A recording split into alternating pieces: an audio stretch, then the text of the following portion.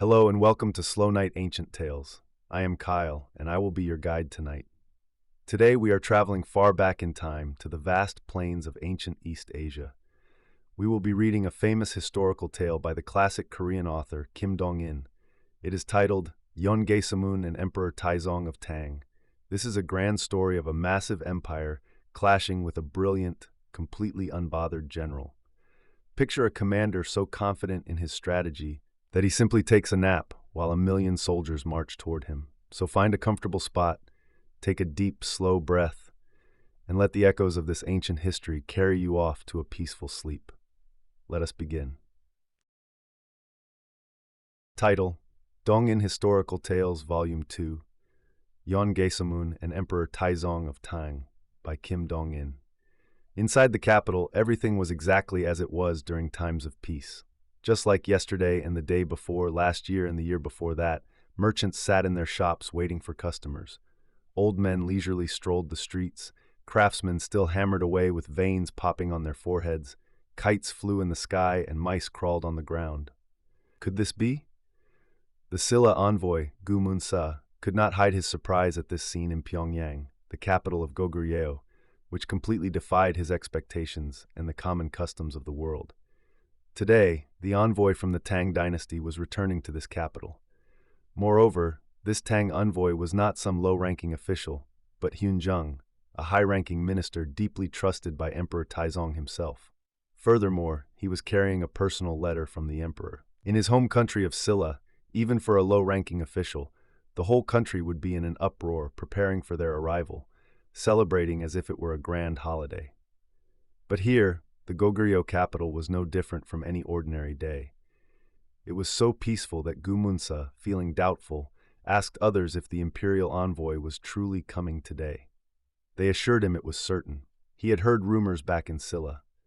Because Goguryeo believed in its own strength, it viewed itself as an equal nation to the great Tang dynasty. He had heard it, but Gu Munsa could not fully believe it until he saw the proof right here. A frog in a well. A newborn puppy knows no fear of the tiger. A few proverbs naturally came to mind as he watched Goguryeo's attitude. True, they had annihilated the massive armies of the Sui dynasty, and they had also destroyed the succeeding Tang armies, establishing themselves as a powerful nation in the east. But how could they be so insolent when receiving a personal envoy from the great emperor? Such an arrogant nation must be wiped out. This was Gu Munsa, who had infiltrated Goguryeo as a spy under secret orders from Silla's great general. Silla had historically suffered much contempt from Goguryeo. They wanted to strike a blow against their sworn enemy. However, Silla could do nothing against the mighty Goguryeo, so they pleaded with the Tang dynasty to avenge them. But the Tang, having suffered heavy losses, avoided the issue. Silla could not bear the resentment. However, no matter how powerful Goguryeo was, if the mighty Tang army attacked the north and the combined forces of Tang and Silla attacked the south, Goguryeo would have a hard time defending against a pincer attack. With this strategy, they enticed the Tang dynasty. Meanwhile, they sent spies into Goguryeo to report its disrespectful attitude, aiming to incite the Tang dynasty's anger. To gather intelligence faster, Gu Munsa had even acquired a minor government post in Goguryeo. Though the position was low, it was incredibly crucial. He was the recording secretary for the Makriji, Yeon Gaesomun, who held the absolute power of the nation in one hand. The Tang envoy entered the city late that afternoon. Having only experienced grand welcomes, the Tang envoy, Hyun Jung, was quite displeased with this desolate reception. Because of his manners, he did not make a scene, but his expression was clearly unhappy. Without a word to his many attendants, he simply pointed forward with his chin and drove his carriage aimlessly onward. A guest house and reception officials were prepared, but they did not go out to greet him. They were waiting for the envoy to find the guest house himself. Ignorant of this, the Tang envoy's party silently drove their carriages forward through this massive city of 100,000 households. It was past early evening when the envoy's party finally found the guest house, guided by commoners passing by. "Since you kept going straight ahead, we thought perhaps you had a close friend to meet first," they said. He could not tell if it was mockery or sincerity. The time was the 3rd year of King Bojang of Goguryeo and the 18th year of Emperor Taizong of Tang in the month of April. Gumunsa felt something deeply observing the Tang envoy's attitude. In his own Silla, if a Tang envoy arrived, everyone would act like servants, trembling with fear. Yet here, despite the poor treatment, there was not a single word of complaint from the Tang envoy. The Tang envoy had no choice but to stay idly in the guest house for 3 days. The king of this country was slightly unwell, and the Makriji, Yeon Gaesomun, said he was busy and asked him to wait. During those 3 days, the Tang envoy observed the civilization of this country.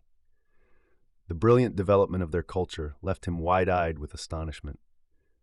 China boasted of being the center of the world, but with constant revolutions, their culture could not develop smoothly. In contrast, this country had continued as a single nation for 700 years. 700 years of peaceful national life had freely cultivated the cultural talents of this nation's people. They boasted brilliant culture in all areas.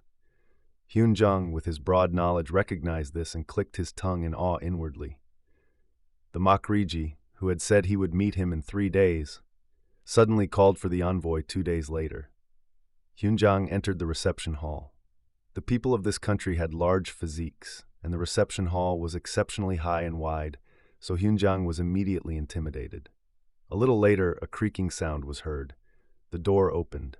Through that door, a mountain moved toward them. Wearing 5 swords with his eyes half closed, this man could be none other than the Makriji, Yeon Gaesomun. Hyunjung jumped up without realizing it. He bowed deeply 4 times, as a minister would greet the emperor. Gaesomun raised his hand, waving it to signal him to stop. Then, giving a slight nod, he sat in the chair opposite the envoy. He tapped the table to tell the envoy to sit. However, overwhelmed by the majestic presence, Hyunjung stood respectfully. Gaesomun closed his eyes and spoke. "You haven't traveled 10,000 li just to enjoy the eastern spring, have you?" "Yes. Our emperor has a personal letter for the king of Goguryeo." "Where is it?" Gaesomun held out his hand. Hyunjung respectfully offered the document. "Do you know the contents, envoy?" Gaesomun opened his eyes slightly, then closed them again. "Anyway, take a seat." Hyunjung still could not sit. "The contents are nothing else but that Silla submits to the superior state, but Baekje neglects its tribute, and also, together with your country, harasses Silla too much." Suddenly, a strange sound was heard. Sneaking a glance at Gaesomun, he heard a faint snoring sound. Hyunjung waited, but Gaesomun's snoring became louder. Hyunjung intentionally stomped his foot. Gaesomun's eyes flashed open. "Huh? Yes?" And so, intimidated, Hyunjung rushed to finish. "So, please appease your anger towards Silla and delay the conquest." Emperor Taizong's actual command was a threat of war, but those words could not come out of Hyunjung's mouth. Hearing everything, Gaesomun called for a subordinate. "General Yu, repeat the report you gave me this morning." "Yes, we have completely captured the 2 fortresses of Silla, and our loyal troops are continuing their march south." "Good work. You may leave," Gaesomun said. "As you have heard, envoy, our country is currently punishing Silla, but since the emperor makes a request, I will ask our king to withdraw the troops. As you know, withdrawing halfway is the same as defeat. Anyway, I will take care of it." Hyunjung gained a little courage and sank into his chair. "Makriji, our emperor's request is not limited to this time, but also for the future." Gaesomun slowly shook his massive head. "That is a request I cannot list at Ento. In the past, Silla bandits stole 500 li of our land in the south. We must take back our lost land." Hyunjung hesitated, then quickly spat out his final words. "Then our emperor will raise an army of conquest. Then the Tang emperor will end up fleeing back home on foot. Well, have a safe trip back." Gaesomun lifted his massive body, but as he was about to leave, he turned back. "Envoy, by the way, if the Tang army goes on a campaign, how do they handle provisions? Perhaps each soldier carries their own food for a month." "I see. Then I feel relieved. Our country has had continuous famines recently. Please ask them to bring a lot of grain." And with that, he went inside. Hyunjung returned to his country in a hurry and exaggerated his report to Emperor Taizong. Taizong was furious.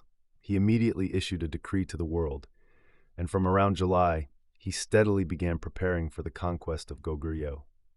Taizong summoned the elders of Chang'an to appease them and requested their sons for the war.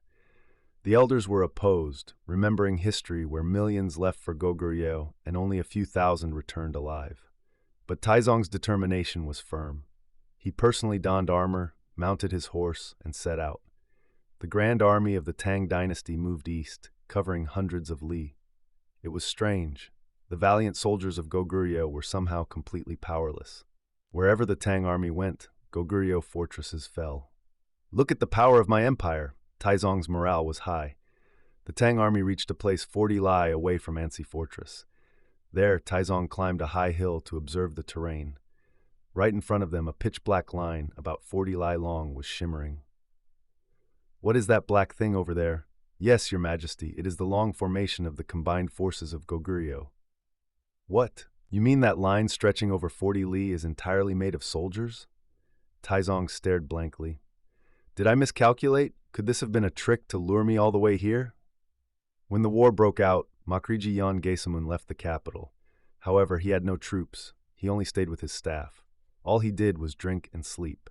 Despite continuous reports of defeat, he made no countermeasures. His staff officers were extremely anxious. "Makriji, another fortress has fallen." There was a beautiful flower garden in that fortress. What a pity." "Makriji, what will happen in the end? Will the country fall?"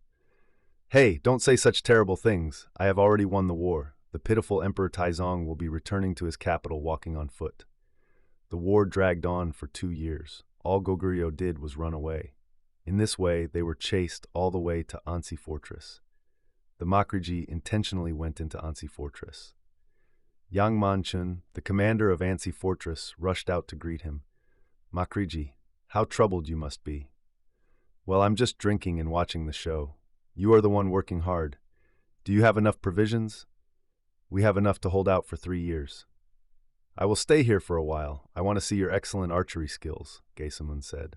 Autumn had arrived in Liaodong. The Tang army attacked Ansi. However, it was heavily defended, and morale was incredibly high. The Tang army met fierce resistance here. Emperor Taizong discovered the true spirit of Goguryeo and shuddered inwardly. The Tang army used 500,000 laborers to build a mountain higher than Ansi Fortress to attack the inside. "Isn't that the Tang emperor over there?" Inside the fortress, Makriji Gaesomun and Commander Manchun were drinking. Gaesomun looked at Manchun. "The commander's excellent archery skills. Not the big bow, but the small bow this time." Manchun understood. The moment his hand moved, a small arrow flew toward Taizong. "I aimed for the left eye," he said. At that very moment, Taizong's hand shot up to his left eye like lightning. He collapsed forward. "Your skills are still the same." Gaesomun smiled. "You've tightened the net, haven't you?" "Of course. The Tang enemies will be annihilated." The Tang army gradually began to run out of provisions. The battle turned into a war of attrition. About 40 li away, Goguryeo soldiers had formed a massive line that simply stood there without moving. The threat of starvation increased. Ansi Fortress was immovable, and autumn was turning into winter. When Taizong's mind was shaken, the arrow struck his left eye. He pulled it out immediately, but that night he discussed retreat. The generals quickly agreed. The next night, Taizong joined the first retreating unit and set out on the path of escape. However, a terrifying event unfolded that night. The allied forces of Goguryeo, who had stretched out for 40 li, fiercely attacked the fleeing Tang army. They were caught in the net. An unknown number of people were killed. The entire surrounding area turned into a sea of blood. The Tang army was nearly annihilated. The number of men who managed to return to Tang was merely a few thousand. Taizong barely managed to keep his life. He returned on foot because they had slaughtered and eaten their horses to survive. "Ah, if only my advisors had been here, I wouldn't have fallen into this," Taizong sighed endlessly. In May of the following year, a letter arrived from Goguryeo. It was an apology from Yeon Gaesomun. "We apologize for winning the battle," it read. Along with this, they presented 2 beautiful women. Taizong sent the beauties back to their homes, but at this repeated mockery, he ground his teeth. And that concludes tonight's journey to the ancient Ansi Fortress. There is something deeply comforting about General Yeon's absolute calm in the face of such an overwhelming storm. I hope his quiet confidence and this epic piece of history brought a sense of peace to your night. That is all for today on Slow Night Ancient Tales. If you enjoyed our time together, please follow us here on Spotify so we can share more soothing stories from the past. Thank you for listening tonight. This is Kyle, wishing you a deep and restful sleep. Good night.